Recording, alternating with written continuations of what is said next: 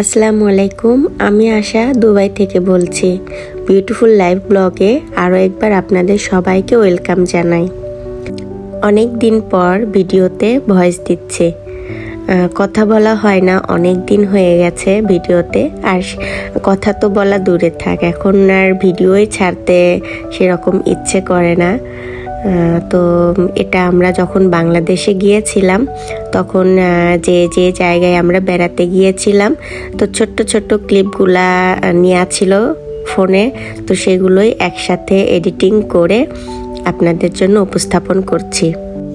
তো বাংলাদেশে যখন গিয়েছিলাম তখন তো অনেক জায়গায় বেরিয়েছি, অনেক জায়গায় গিয়েছি, কিন্তু সেভাবে আসলে একদম প্রপারলি ভিডিওটা করা হয়নি।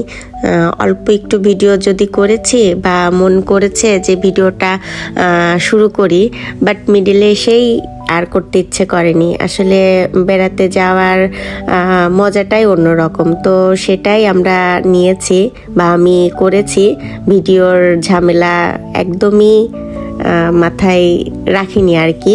তো ওইটুকুই ছোট্ট ছোট্ট অল্প অল্প করে ভিডিও করা ছিল, তো সেখান থেকেই এডিটিং করে ভাবলাম যে স্মৃতি হিসাবে থেকেও যাবে, আবার আমার চ্যানেলে একটা ভিডিও আপলোড হবে। তো কোথায় গিয়েছি, কি করেছি সেগুলা ডিটেলসে ভয়েসে দিয়ে বলবো না, আপনারা দেখেই বুঝতে পারবেন। আর ওভাবে বলাও যাবে না, কারণ সম্পূর্ণ ভিডিও যেহেতু নেই, অর্ধেক অর্ধেক করা ভিডিও, তো এগুলার তো আর ডিটেলসে কিছু বলতে পারবো না। তো এই জন্যই যে কোথায় গিয়েছি বা কি করছি অল্প অল্প যতটুকু শেয়ার করেছি আপনারাও দেখতে থাকুন। আর সেই সাথে আজ কিছু কথা বলি, সে কথাগুলো আশা করি আপনাদের কাছে ভালো লাগবে। আজ আপনাদের সাথে কিছু কথা শেয়ার করব, যে কথাগুলো এমন যে মানুষের অবস্থান সবসময় একরকম থাকে না।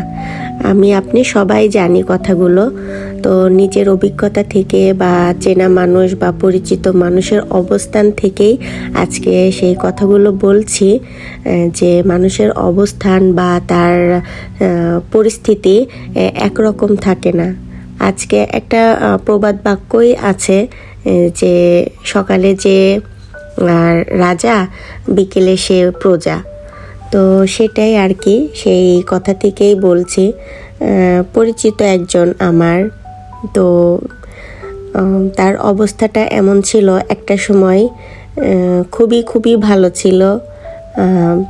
কি বলবো, এক কথায় বলা চলে যে সে খুবই অবস্থান, তার পরিস্থিতি খুবই ভালো ছিল।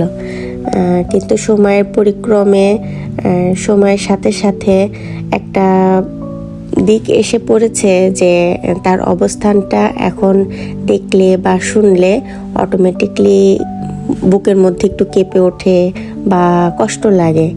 তো এটাই হচ্ছে মানুষের জীবন। আসলে পৃথিবী যেরকম ঘোরে, সেই রকম আমরা পৃথিবীর মানুষগুলোও একটা পর্যায়ে ঘুরতে ঘুরতে কিন্তু সেম একই বিন্দুতে এসে একই বিন্দুতে এসে মিলিত হই, এরকম একটা ব্যাপার। তো মানুষের পরিস্থিতি বা অবস্থান কোনো সময় একরকম থাকে না। আজকে ভালো তো কালকে খারাপ, কালকে খারাপ তো পরশু ভালো। এটাই হলো মানুষের বা আমাদের জীবন। আর এই ছোট্ট জীবনে আমাদের পরিচিত আত্মীয় স্বজন, বন্ধু, প্রতিবেশী সবার সঙ্গেই আমাদের চলতে হয়, উঠতে হয়, বসতে হয়। আর এই উঠা বসা চলার মধ্যে এমন আমাদের কিছু না করা উচিত যেগুলোতে আমাদের মনকে কষ্ট দেয়। আমরা জানি মুখের কথা আর ধনুকের তীর দুটো একই রকম, দুটোই যদি বেরিয়ে যায় তাহলে তাকে আর ফেরানো যায় না।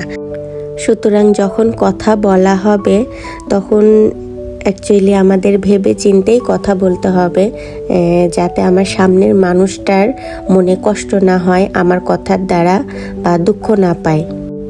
তো আমি যার কথাটা বলছিলাম, যার একটা সময় খুব ভালো অবস্থান ছিল, এখন তার বিপরীত অবস্থানে অবস্থিত, তো তার কথাই ফিরে আসছে আবার।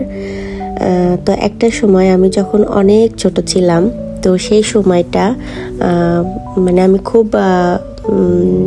আশায় থাকতাম যে সে আমাকে যেভাবে সারপ্রাইজ করতো, তো আমি সেই মানে একটা হ্যাবিট হয়ে গেছিল যে এরকমই আমাকে সারপ্রাইজ দেবে বা গিফট হোক যেটাই হোক আমাকে দেবে।